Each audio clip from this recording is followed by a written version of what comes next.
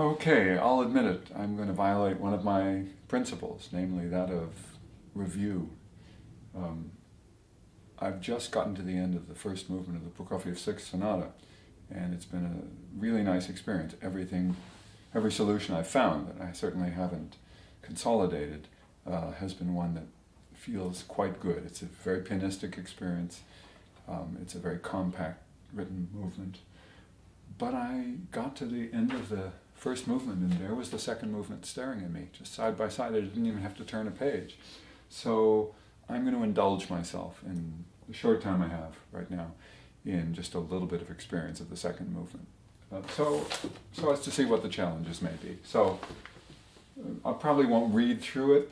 I know, I can hum it, but I want to see what the pianistic challenges are. So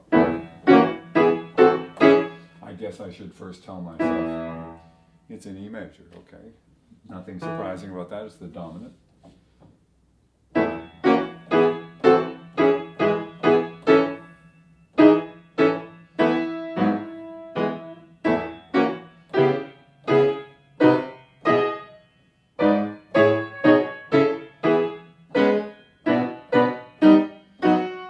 Okay, so that's the end of that phrase. I've decided that that's not of much value to me.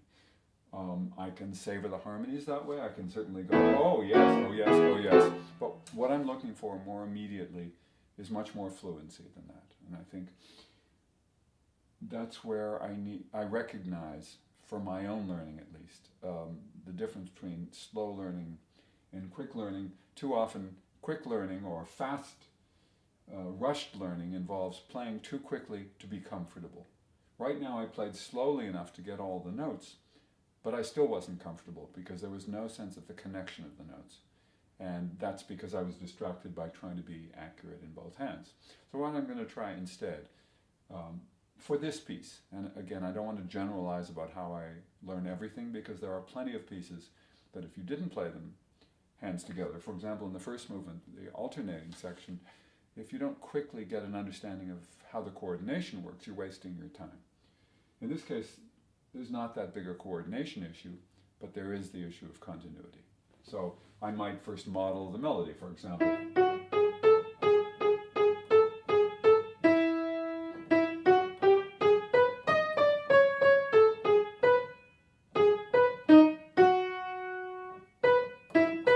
See, I misread what the top note of the melody was. So it starts off scalar, it's very majory, very happy.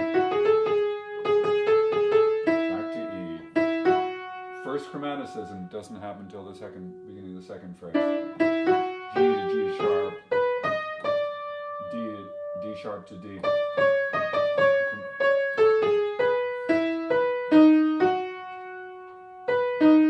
Okay, so it's a nice half close. We've gotten to B. It's perfectly, shall we say, classical in its orientation. 1, 2, 3, 4, 5, 6, 7. 10, 11, 12, 13. So, all is well. Now let's see how the other voice is in the right hand. Add.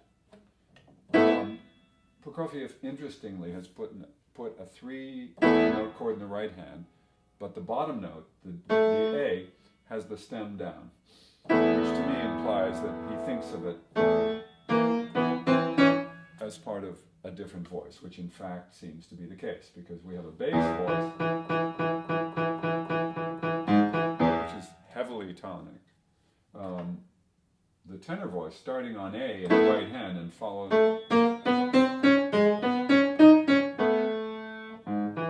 and then maybe it cuts out or maybe it doubles. It's hard to tell. So we have very chromatic at the beginning. No chromaticism, remember, in the right hand, but this is good to know in the left hand.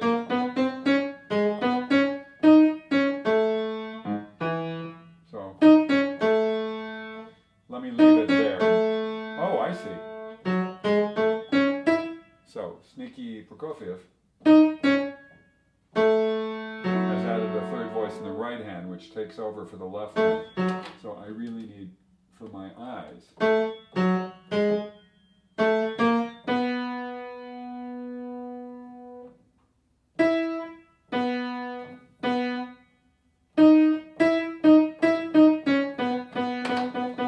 and so on. Okay, so we have pretty consistently 4 voices, which are split depending on the convenience in the hands, between 2+2 situations or 3+1 situations. So,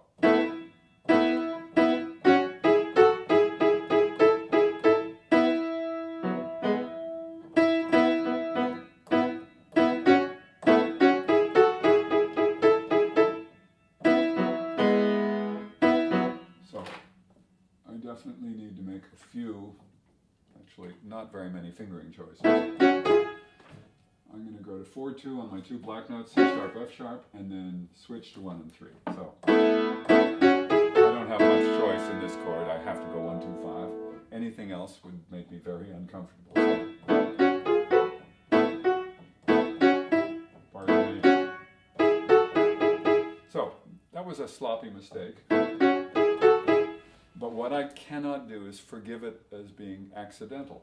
It occurs because I did something, and the something I didn't accurately deliver me to the E and G sharp. So a little recognition of what it takes to be accurate is all that it takes to be more comfortable. Toss my hand. Okay, starts again. Same chord, this time written all 3 notes in the right hand.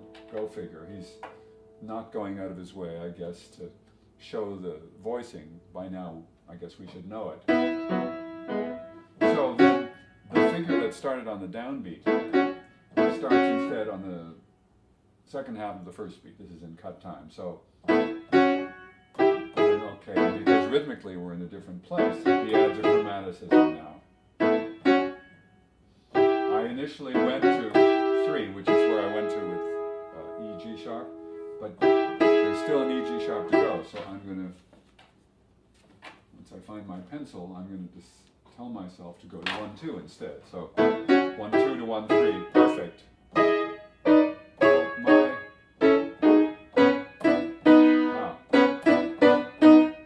little bit of sneaky chromaticism because we have in the middle.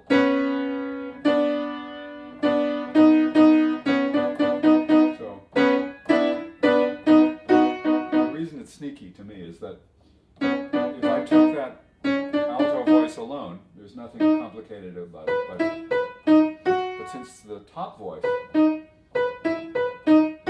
moving in a different fashion, it can be misleading. So what I am going to do, which makes sense even for the melody, is I'm going to group it in 2s. This goes to here, to D, the middle voice to D, and then starts from D. And that makes sense for both voices for me. So here, then to here. Okay, so we have toss your hand, and then second finger. I missed it. It's a little harder to get to because it's all white notes, so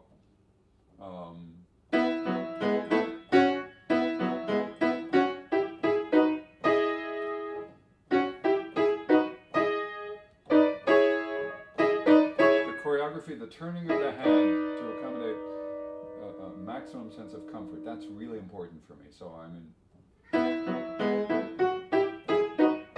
There we go.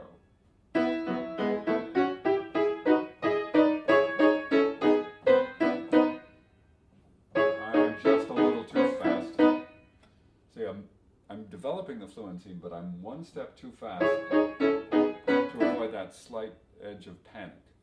It's not panic in the sense that I really feel a great danger, but in that time is pressing forward and is not giving me quite enough time to feel completely calm and in charge. So I have to do something about it.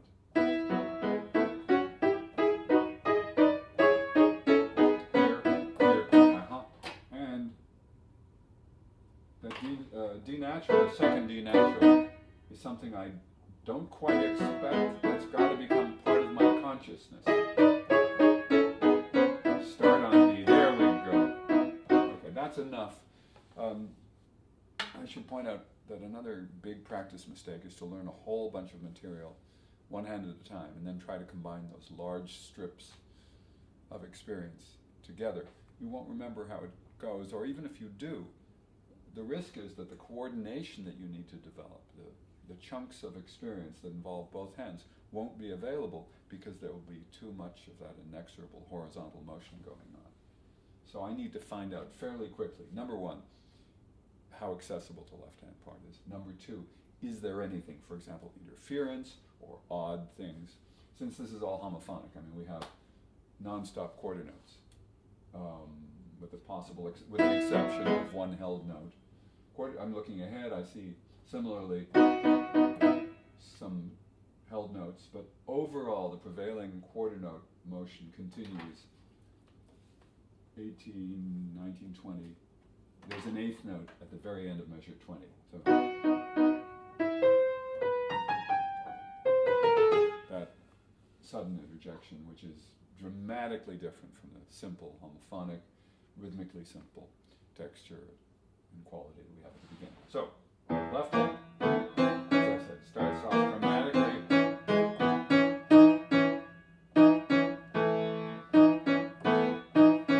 It's interesting because the first chord is repeated here in the middle of the third measure, but he's got it differently distributed. It's my job as the interpreter and the performer to decide if his division works for me. And there's absolutely no reason that it has to or it doesn't have to. I respect Prokofiev's pianism, so I know that if it worked for him and if he notated it this way, there's a good likelihood that it will work for me. Doesn't mean it's the best solution for me, and there's no modesty or immodesty associated with that. Every body is different and everybody learns slightly differently and feels that certain grooves are more comfortable. It's tremendously important to always stress that. That's why I must say I learned so much the first time I had to start teaching small-handed people, because I needed a vocabulary. I needed to develop a vocabulary that I didn't have, and a set of experiences I didn't have, and I discovered to my great delight that it aided me in terms of moving more often and stretching less. Similarly speaking, I had for 4 years a wonderful experience of teaching a blind performance major, and the result is we, not he, not I, we developed a more acute spatial relationship to the keyboard that I hope benefited him, but I know for sure benefited me.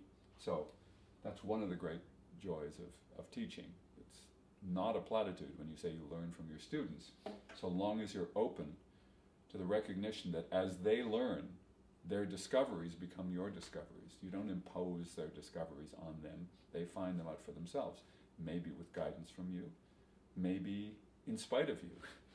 But similarly speaking, I have to find my solution, regardless of what Prokofiev happened to define as working for him or his friends. Quite frankly,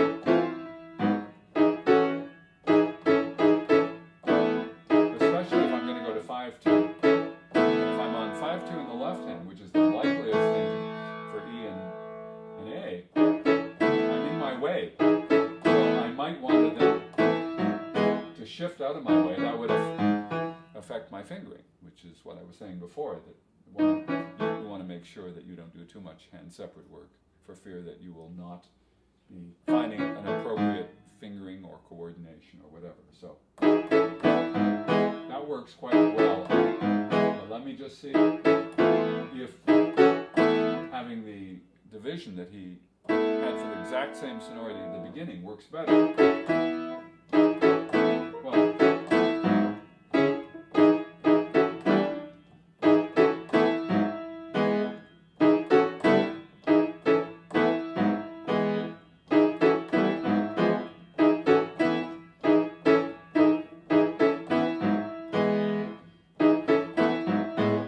Sometimes the worst situation is when you feel an arbitrariness that it could work either way.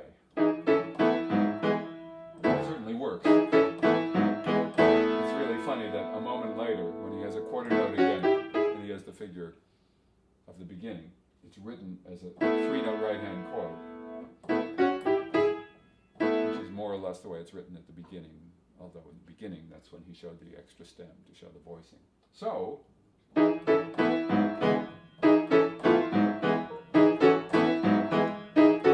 I do use his division, it's important for me to shift my left hand. I think, even if I use the original division, I still have to shift my left hand, either to 1-2 on E and A, or to 1, so. Okay, I'll stick with what he's got, and I'll make sure that that 1-2 is notated.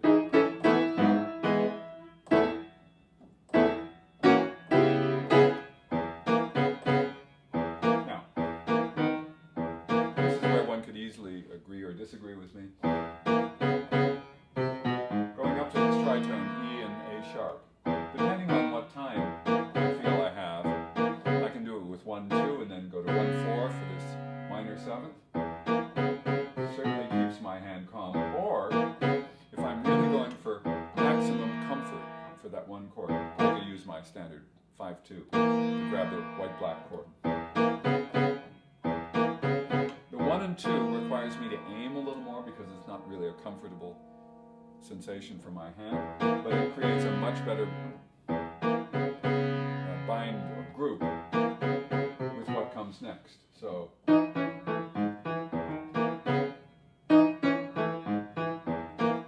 for now, I'm going to do the 1 and 2, followed by 1 and 4. Okay, now I need to work out something.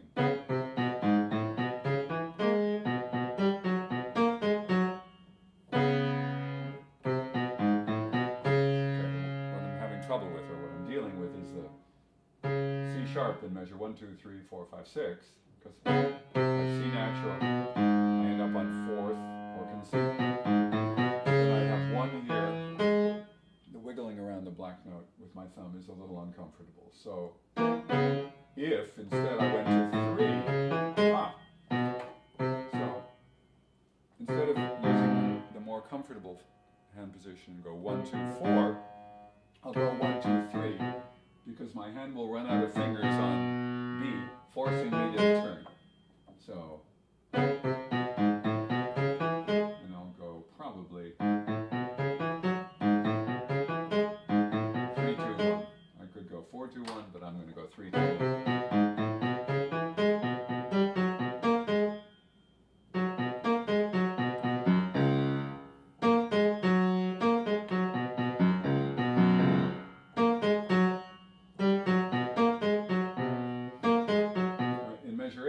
I've got in the middle of the measure A sharp, G sharp, F sharp. No big deal, it's a scale. It's slightly odd to go then down to B, but not so odd that I won't do it. I think it simplifies the rest. It's like so much of fingering. It's full of compromises. So,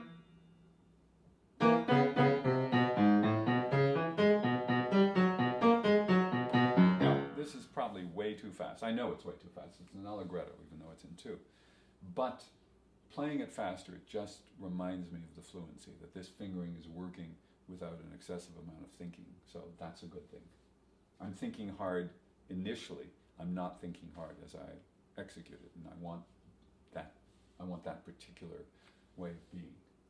So let me go back to the second phrase.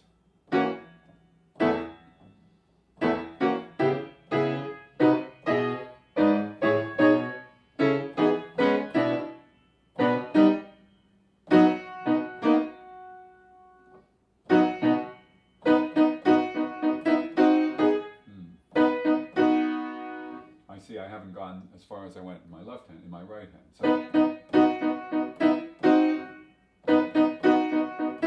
okay, what I wouldn't have known, because I didn't go on in measure 7 going into 8, it's the outline of a B major chord. My standard fingering is to go 1, 2, 5, 1, 2, 1, 2, 3. It's perfectly logical. But then he's going to change the F sharp to an E, so it makes more sense to go to a 4th not what I would intuitively do, but because I have to plan ahead. 4, 3, 4, 5. Okay, so I'm just hashing my way through that. 4.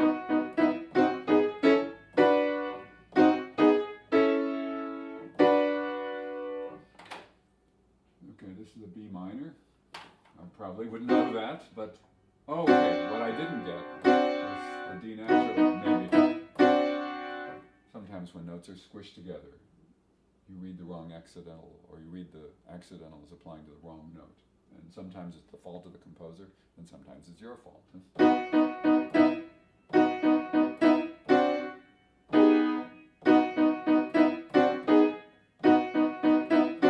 That's a very odd thing.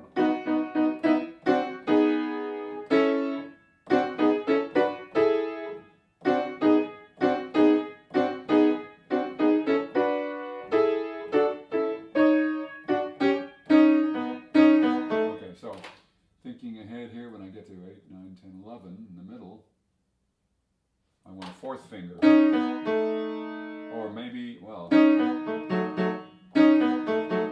maybe even a fifth finger, because it has so much going on that's held. So I'll take out my trusty eraser, change my mind yet again, and see what happens. Let me go back.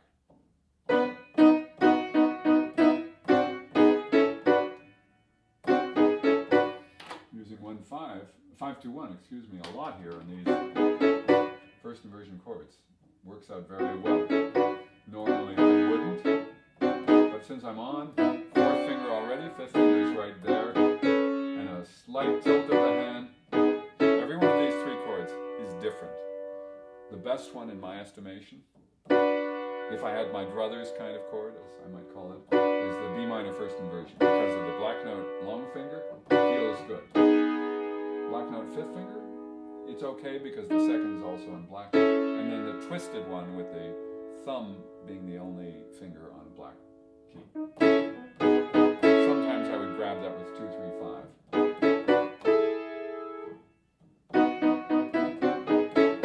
It's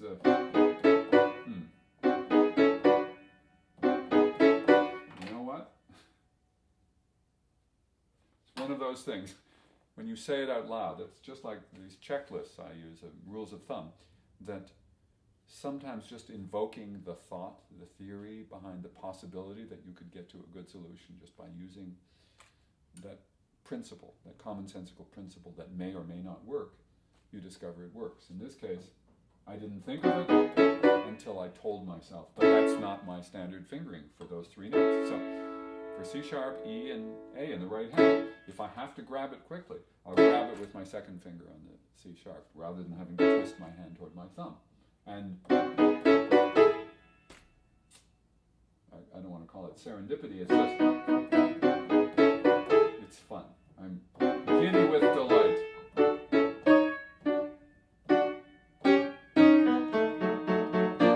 So let me see if that fifth finger, that's a little tricky, I gotta say.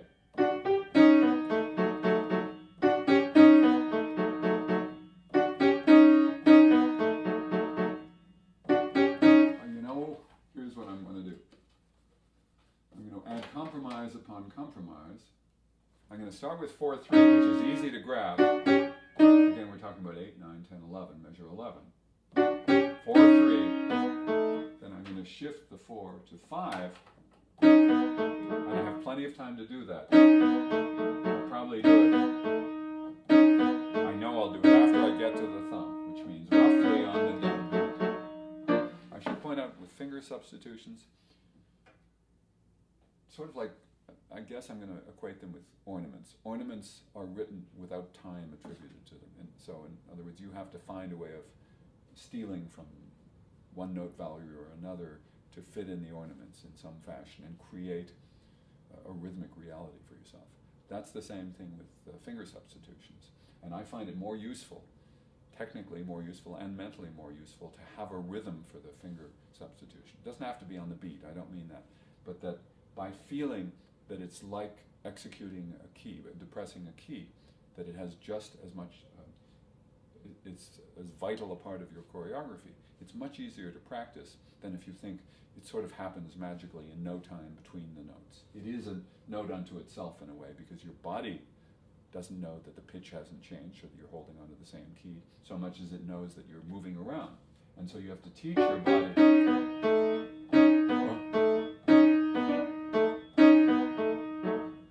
So I get to the thumb. It's a little like playing an eighth note. So that's good. It seems like a lot of fiddling around, but it gives me the best advantages of two decisions I made. One, that tossing my hand to 4-3 on these two black notes was significantly easier than tossing it to those unequal 5 and 4, even though that would give me a better fingering afterwards. So I'm grabbing that when shifting to the 5 because it gives me the hold of the D sharp. So, feeling happy. Oh, that's not so good. I hadn't notated even what I'm doing here. I suspect what I'm going to do, though. Here's a tritone, where again I get to use my optimal fingering, even though it involves tossing my hand more. Black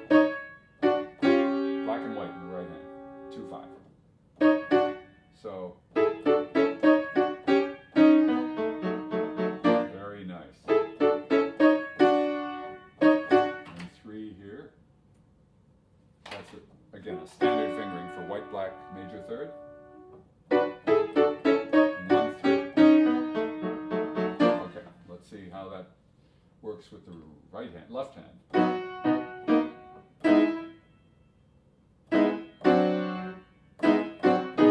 Okay, that was that odd feeling in the left hand, so I want to get through the odd feeling. Okay, and although when I played the left hand alone, it was pretty obvious I was going to go in these descending fourths, 1, 2, 5. Wasn't obvious to me with the flurry of activity in both hands. So.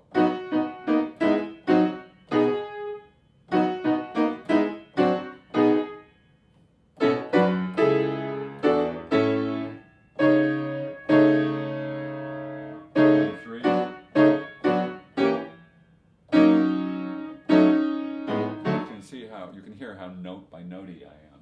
That's of no particular value to me. So, no, I take it back. Everything can be of value, including mistakes, because that shows me that that's not productive. It's perhaps counterproductive, or perhaps it's just reminding me that there's no fluency there. So I want something about it, even if it's a smaller group. So if I go to this descending fourth, for example, here's the thing. The left hand has a unit. The right hand is doing a bunch of shifting around. At best, this is a group. So it's, I need the extra concentration on my right hand. And they're going back to 5-2, maybe. 5-3-2. It's on 5-3-2 for this A major. First inversion. Haven't decided if I want to.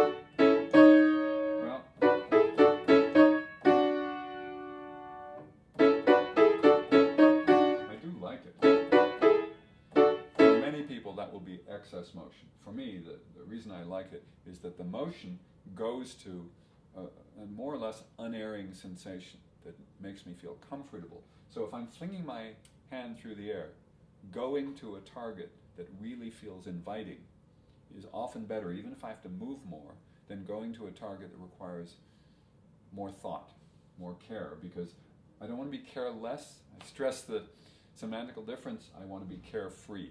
I want to not have to care that much and still have it work. And the fact that there's something memorable about it, I just played that A major with 5-3-2. Oh, that is nice. Okay, let me see how it works in context. Again, that's fluid. It's possibly way too fast. I'm fine with that, because the solution lends itself to a sense of connection in the right hand. I'm not thinking a lot. Now there's major shifts coming up.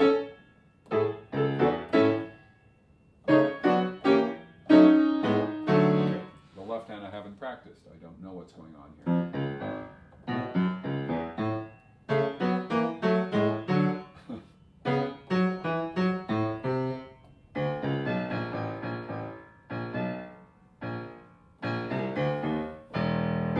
Back to E. That's interesting.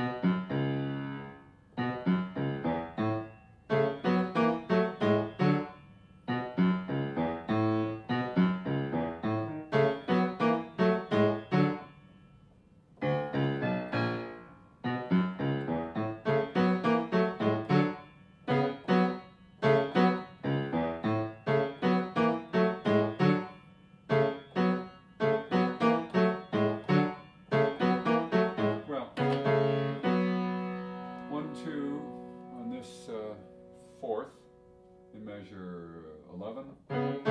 Not because that's the most comfortable fingering, but because this is a good passage fingering. I've got this fourth going to a tritone, going to a third, and 1 1 1 in the top, and 1 2 3 2 3 2. The bottom voice works well in a tilt. So I have.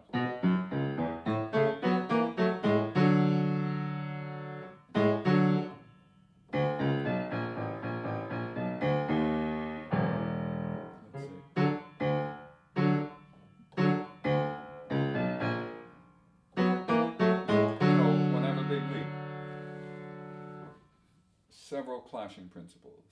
You know, if I'm in the upper part of my hand, 1 and 2, normally I want to make a big leap and go to fifth finger because that part of my hand is free and relaxed, and it's therefore closer to where I'm heading. On the other hand,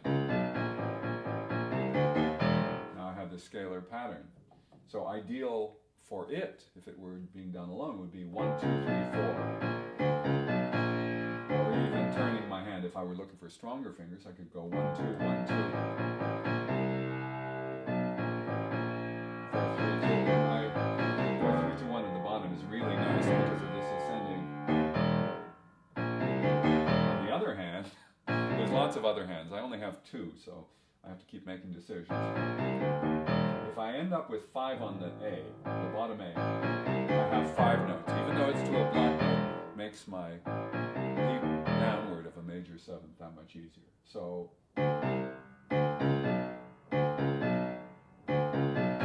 if I manage to do something either 1 2 3 4 5 4 5, which is fine, that means letting go.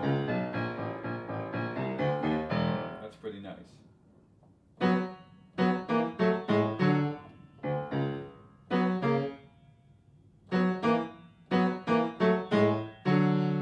I've got 1 involved.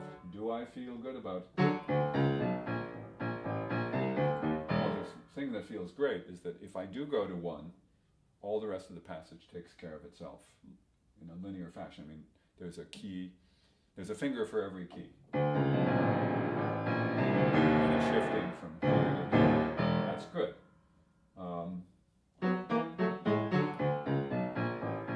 I think it's worth it because, well, I could go, okay, I'm always contradicting myself here. I could simply use the 5 as substitution for 1. Go to 5, then 2, 3, 4, 5.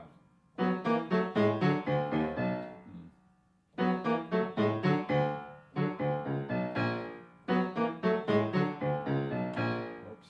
I've got to go to 2.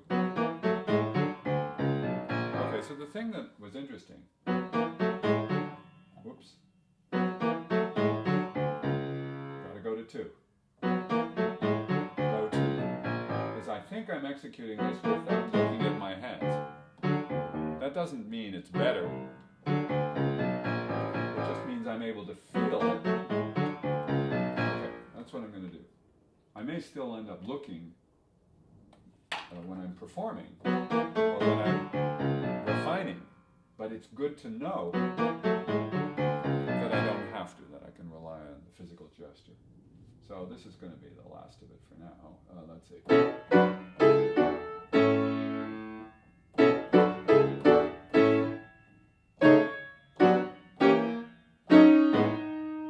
Fifth finger. All right. maybe you can't tell that there's a fluency in there. Missed.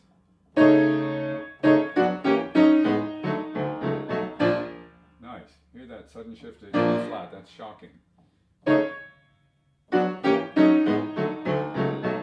Very nice.